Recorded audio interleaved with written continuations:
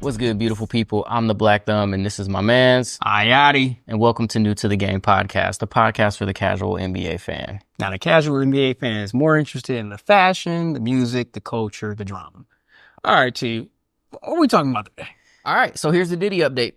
So Diddy had another bail hearing on November 22nd. Also, when Kendrick dropped that album, man, that was a busy day for the culture, boy. My goodness. A lot of good stuff going on. A lot of shit happening in the world. So on November 22nd, where he hoped he would be spending the holidays with family and friends, Diddy was hopeful to post bail for $50 million, but his bail was yet again denied by a federal judge recently, who cited Diddy as, and I quote, a serious risk of witness tampering and compelling evidence of Combs' propensity for violence.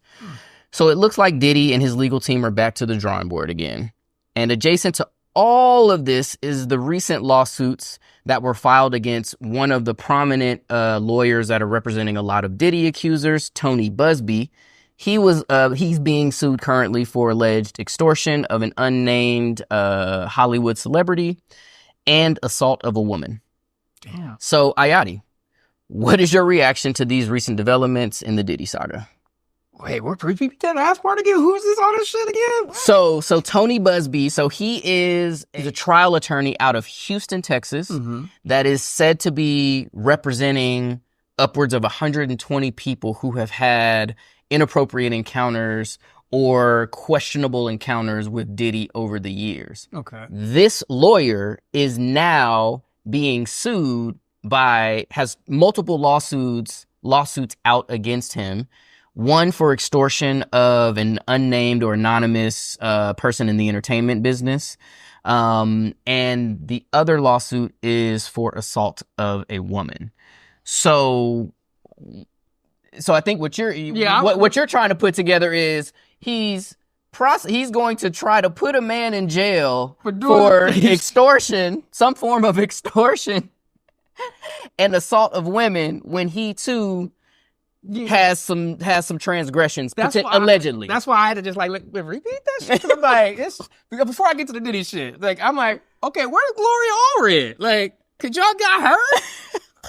She wouldn't have had this bullshit come out. If you're gonna put together a class action lawsuit about some shit, you don't get someone who's doing the same shit. Like now, I feel like y'all whole shit then fell apart. Yeah, it's like the credit. This is like Ray J's interview, bro. Remember I had mentioned this shit. I said, look, there's gonna be some bullshit in there with the good shit. Yeah, and out of them hundreds and thousands of cases now, it's some legitimate people that got fucked because now you got a fucked up lawyer and you probably got some fucked up clients in here too. And now the shit is going to all fall apart. Now y'all all lose. Well, so I'm sitting there like, damn, go get Gloria Allred. She known for doing some shit like this. She'll come in here and clean this shit up. And you ain't got to worry about shaky ass background and shit. Go ahead and get her together. Let her take up these clients. And let justice reign. Like, shit. I don't know. That's some bullshit. Now Diddy just got denied bail. He just got denied bail. It makes sense. In my mind, it makes perfect sense. He shouldn't be getting out. Honestly, I don't think he shouldn't be getting out, but I can see the judge's reasoning for not letting him out. I mean, if you got the money and if bail is a right, I don't know if being offered bail is a right. Like, is it a right? I mean, privilege? It's a privilege to be granted bail, but you have the right to ask for it. Okay, so I'm like, if he has the right to bail, then no matter how big the price is, your way to prevent it is by making the price exorbitant. If he can make the price, then let him get it. That's what $50 million is supposed to do, bro. And he's ready to pay it, but they still like, nah. So I'm like, hey, I'm still on the fence, kind of torn, because I ain't spent too much time in jail. I thought about I ain't never been in jail. Okay, I don't want to be out here lying to y'all. I've been in jail for like 5-6 hours. So it wasn't the greatest place. I get it. Like I get you want to get the fuck up out of there. Yeah, hell yeah. So in my mind, like, yeah, let bro out, but then like, yeah, he might be out here doing whatever he can to make sure he don't go back. He gonna be out here scaring motherfuckers. And I haven't watched the Shine interview yet, the little documentary he got, I think on Hulu or something, about his encounters with Diddy, and it just like that was some terrible shit. So yeah, Diddy, you gonna have to sit for a minute, bro. I don't see you. I don't see your ass getting out. Yeah. I just don't see it. Yeah, I mean that's essentially how I see it too. My takeaway from him not getting bail. So typically, like, to me, it feels like it used to be like $1 million bail was like, oh shit, they really don't want this motherfucker to get out.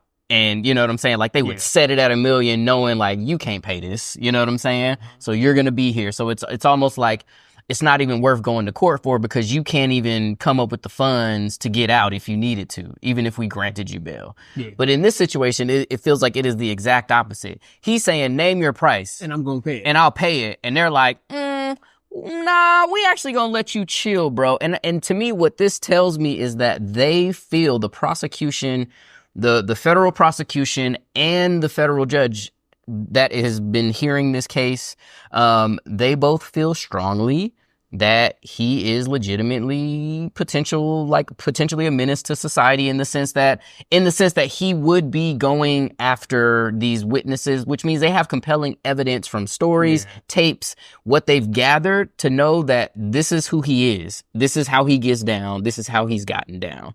And so they were like, nah, we're not going to give you that opportunity. Plus he's like, oh yeah, can I be in New York or can I be in Miami? Miami?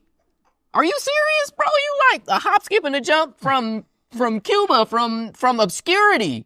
The Bermuda Triangle, my guy. Like, the fuck? You really believe that they was gonna let your ass go stay in a port city? Fuck no. Well, that's why I really don't think that he was a flight risk, though. He would have been left. No. I think he would have been gone. No, well, he missed his opportunity. I mean, hindsight 2020 now, and he realized, like, I should have left. Well, but here's the deal. If he was going to leave, he should have been left. So but here's the deal. Nowhere. He want to just be out. I don't think he want to be in there eating that jail food. No, I understand that. I understand. Eating good, getting fat for forever. I understand that. But this is like he fucked around and forgot that he was a black man in America. And he was like out here with that Trump mentality, like, I can commit crimes, I can be bad to people, I can assault women, I can insult women, I can treat people however they want, and ain't nobody gonna do nothing to me because I've accrued all of this wealth, power, and acclaim and influence. But he forgot. Again, it's one thing to be black in America. It's another thing to be black and rich in America. And it's a whole nother thing to be black and wealthy in America. Because as quickly as you garner that wealth, motherfuckers is looking for opportunities to strip that shit away from you. And I'm not saying that he didn't do bad things, because he absolutely has. Yeah. But we have someone who's about to step into our office, into our presidential office again, who has been accused of similar things. And they both have been treated vastly differently by our system.